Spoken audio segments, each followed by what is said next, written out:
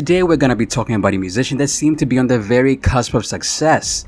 Almost considered a one-hit wonder for his gold and platinum certified singles, Walk It Out and Two Step, DJ Unk was trying to work his way back to the top when he very abruptly disappeared around 2009. So let's figure out what happened to this rising star.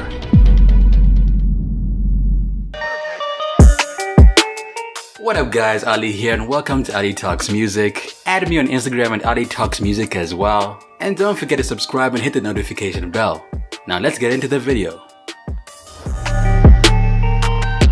DJ Unk was born around 1981, 3 days after Christmas in Atlanta, Georgia. Music had always played a large part in his life, and in the late 90s, when he was only 17 years old, he began spinning records. By doing this, he managed to ingratiate himself into the local hip-hop scene and eventually came across two other DJs named DJ Monte and DJ Jelly. The three quickly became friends and soon Unk joined their hip-hop crew, which went by the name Southern Style DJ. While in this crew, Unk quickly began to earn a name for himself, performing alongside his groupmates at events like pep rallies, proms, and school parties around Atlanta, Georgia. I love music. Music always been around my household.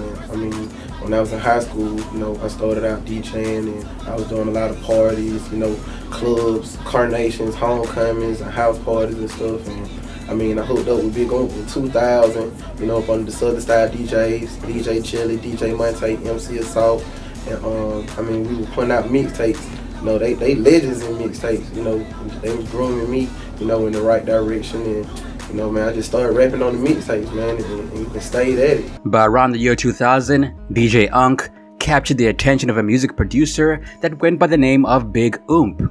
Oomp was so impressed by DJ Unk that he soon brought him on as his protege, coaching the DJ in his rapping and rhyming skills and signing him to his own label, Big Oomp Records. Over the next few years, Unk learned, practiced, and made a number of guest appearances on other artists' mixtapes. This helped him make a name for himself, and he scored his first major appearance 6 years later on the track Suckers Come and Try Me off the Franchise Boys' second studio album, On Top of Our Game, although he sometimes goes uncredited.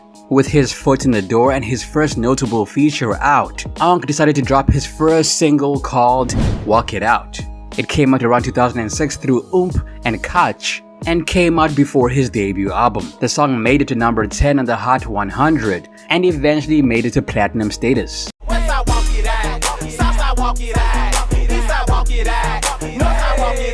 About a month and a half later, Unk officially dropped his debut album in the form of Beaten Down Your Block. Now when the album came out, a lot of people were like, this album sounds a bit repetitive, a lot of the beats sound the same, and so do the topics in every song. Critically, the album did not do very well, and as far as sales go, the numbers were just as similar.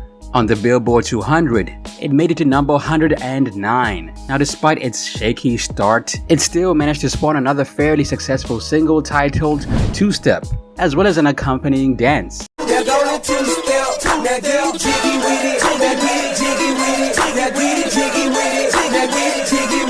The single is admittedly very similar to Walk It Out, and also went on to earn a gold certification by the RIAA.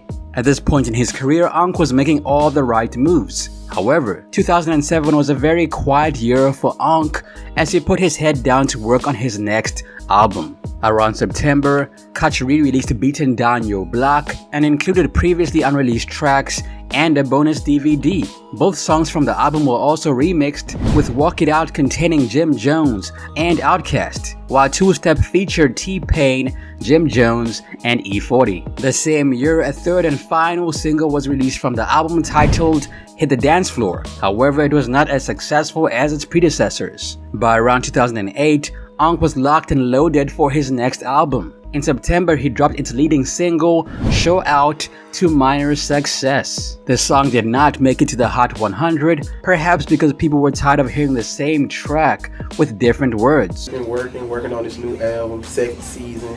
It's a whole new album, man. If they love Being Down Your Block, they're gonna love this second album. It's top quality productions, the same chemistry, the same format as the first jump off. I'm just bringing it to you again on on a whole different vibe. Despite its poor chart performance, the song was actually an improvement from his previous works. The production was much better, his lyrical skills and flow improved. However, this was not enough to save the song.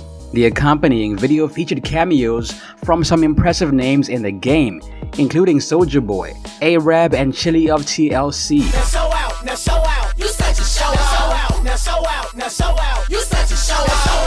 The follow-up album titled Second Season came out around November and peaked at number 104 on the Billboard 200. The album had a lot of big names on it, including 3 6 Mafia, Ray J, Sean Kingston, and the Yang Yang Twins. Unfortunately, this marked the peak of DJ Ank's career. Around 2009, he returned back to the drawing board and released a couple of mixtapes. The mixtapes were called It's a Go, The Mixtape Volume 1, Smoke On, and ATL Off the Chain. Around that same year, things took a twisted turn when DJ Ank was rushed to hospital. At that time, the rapper was only 27 years old. It was later revealed that he suffered a minor heart attack, and the doctors advised him to slow down his lifestyle. At the time, people thought that Ankh was on drugs, but Ankh quickly shut down these rumors and claimed he was going to work on his health. What up, Twigs? I just left the emergency room. Thanks, and I love all those who prayed for your boy. Still walking it out and don't wanna go through that again. Got to change my diet and slow it down. Scared the shit out of my family and friends. Love life. It's crazy that Media Takeout said that bullshit. I gave up on lean 4 years ago. I'm not a drug user. On that kush end though, LOL. Hey, weed don't kill. And so DJ Ankh returned home to reduce his profile and focus on his health and slowing down. A year later, around 2010, he spoke more about what happened on that fateful day. One morning I woke up and I was like, I felt a little pain on the left side of my heart. It felt like a pulled muscle because I've been trying to get back in shape. I was trying to shoot basketballs or whatever. I had laid down on the bed and I laid back and I couldn't move. I didn't know whether to call the ambulance or just try to shake it off. I'm glad I went to the hospital because the doctor said if I would have laid down and went to sleep, who knows if I would have gotten up, and that would have been a sad thing. I removed all the shit. I'm blessed to be as booked for concerts and hosting and everything. I enjoy myself, but I've calmed down on the drinking, on the beer, the smoking. Everybody's smoking dealing with this game. I know a couple of people hit a joint or two. I substituted that with fruits, base foods like good salmon, just healthy things. Whenever I go out, I still enjoy myself like before. I have a drink or two before I hit the stage. I just don't go ham like I did before. Everything was so fast. Instead of praying once like before, I go twice a day. He continued to perform gigs and host shows, but he did not release much new music for about 3 years. According to the man, he was focusing on his health, and who could blame him? He had a heart attack before he was 30 years old. Around 2012, he finally started dropping music again, sporadically dropping singles over the next few years. But at this point, it was too late and none of his songs charted again. Around 2012, he came out with Get 'Em Up, followed by Trap It Out and Have a Toast. Around 2014, he dropped a song called Alive and another one called Wait. After that, he was quiet for a year or two because he was working on his follow-up album.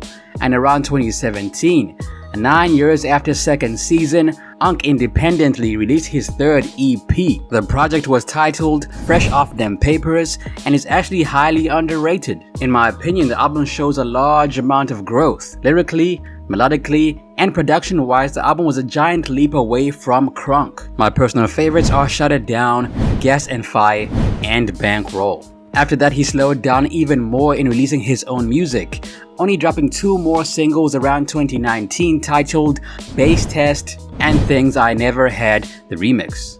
Around 2020, he dropped another 2 singles titled Believe and Drunk Man Dip before departing the music industry entirely. Today, DJ Ankh is not as active as he used to be. He performs a show every year or two and seems to have abandoned all forms of social media with no real explanation. He seems to be married now and has kids and seems to have retreated into the simple life. Unfortunately, his decline was simply unavoidable.